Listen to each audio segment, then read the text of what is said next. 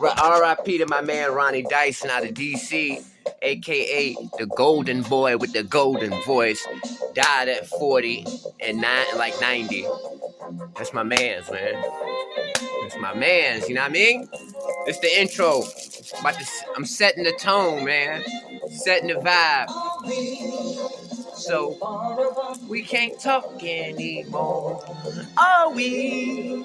So, we can't be like before, baby. Cause we both know we should. On a love that's so good. Get 'em! Yes, I know. Everything must change, that's for sure. We've been growing in love together from the start. You know what I mean? I'll never understand how we grew so far apart. Are we? I'm jamming this right now because my homeboy Dopefiend Rick, which is what the streets named him. I just called him my boy Rick. You know what I mean? We used to be up in the motel room. Rick was one of those old gangsters that just so happened to get sick, man. He had kidney issues. He was in his 40s. Rick used to go off a flight. Man, he liked me because, you know, Rick was selling pills. He was selling those 15 milligram Percocets, right? Like the 30s, the blue ones, but the 15s, the green ones.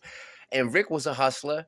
And Rick, he was on dialysis, but Rick loved to shoot his dope. One thing about Rick, he was a clean dope fiend, as he used to say. And he always had money. He always took care of himself. And he always treated me good when I was a young man and I was around him. Now, Rick passed away, but we used to be inside the Rick, man. He loved old music like me, and that was our connection. You know what I mean? You know what I mean? We used to be slapping at Bobby Womack. And I'm trying my best not to lose my mind. Come on, Bobby. I walked into recordings. Come on, Bobby. Well, anyway, after I got through doing my thing. What? That's the way it is. That's the way it is. Get it? Get it? Yeah. It's about to come. R.I.P. to my man's Rick, man. Now I want to sing something that I want to sing. A little song that says, This make me think of Rick, man. Rick used to have the dialysis thing on his leg, and he used to shoot dope in it. Birds suddenly appear every time you're near. Just like me, baby. They wanna be close to you. Man, that remind me of Rick. We used to be in the motel room. I'm smoking the weed. I'm drinking. Rick might throw me a 15. Benny, take this 15 and take it.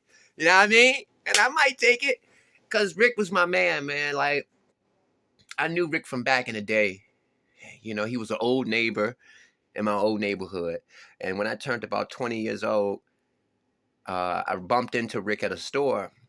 And he asked me for a ride back to the house, right? And that led to us hooking up almost every day. Because Rick always had an adventure, man. Rick was selling those 15s, and he had a whole bunch of them. He had like hundreds of them. Every month, he would get hundreds of these 15s. And when he would run out, he would come up with a scheme and go to the hospital and say, man, I lost them, or I need more. And they would give him more. And Rick would not take them. He would sell them. He was selling the 15s. And he was, you know, Rick was into dope. That was his thing. And like I said, Rick was on dialysis. He had kidney problems. You know how people with kidney problems look. They look like, you know, they kind of have a certain look. When they're short, they're frail, you know. But Rick had gold teeth. He always wore shades. He always kept a fresh haircut. He always was dressed nice. But he had issues walking and stuff like that. So he had a cane. He was a real frail guy. But he was a real proud. He had a lot of pride in himself. And like I said, when he was on, you know, he went to dialysis 3 times a week. And he had this little spot on his leg, his thigh right here. It was a big vein that they created, like an artificial vein that they made at the dialysis place so that they can just hook up in him. And that's where he would shoot his dope. So Rick would just pull his pants down anywhere and just shoot the dope into it. And it was like a ready-made vein. He didn't have to try to find a vein or nothing like that. And I kind of gravitated towards Rick because I felt like he needed somebody with him, because he was always in these hotel rooms. He lived with his parents, but when he had money, he would get a hotel room. That way he could have some privacy. You understand? He even had a girlfriend, you know, and he would get a hotel room around the corner from his parents' house. That way he wouldn't be too far from them if he had a medical emergency. But he got the hotel rooms just to have privacy and so that he could hustle out the room. And gradually, I just started coming over there, and I'm like, yo, Rick, man, somebody's going to rob you one day. And he like, yeah, I would appreciate it if you stay here with me, man. And we were kicking it. And Rick would get a haircut, and he said, Benny, you getting a haircut too? I'm not going to just get a haircut and not get you one. And then we be going to the mall buying clothes, and Rick buy me, like, he'll spend like $300-$400 on an outfit for me. And, even though Rick was a dope fiend, he was a clean dude, and he had a lot of pride in himself. He took care of his hygiene and all of that. And unfortunately, Rick died, man. But he's one of those characters that stand out in my life because, he was just a unique individual. And like I said, this was the time, I mean, Rick was selling the hell out those 15s. He was the 15 man. He would get so many of those green little pills, and he was selling them for 15 a whop. You know what I mean? And he was making good money, making real good money. And also Rick was kind of like selling crack on the side. Yeah, so Rick was getting money. He was a dope fiend that was getting money. He was a nice guy. He always treated me fair. He never took advantage of me or anything like that. If he bought something, like one time this is when the tablets first came out. He bought himself an iPad, and he bought me one. You know what I mean? And it was just like, Rick always, sometimes I sit back and when I hear an old song, man, because I always been into the 70s music. You know what I mean? And we used to jam it together. We used to be in a car. I'm taking him to hit his switches. Switches, that means drug sales. I'm taking him to hit his switches, and, we jamming that Bobby Womack, and we riding like that. You know what I mean?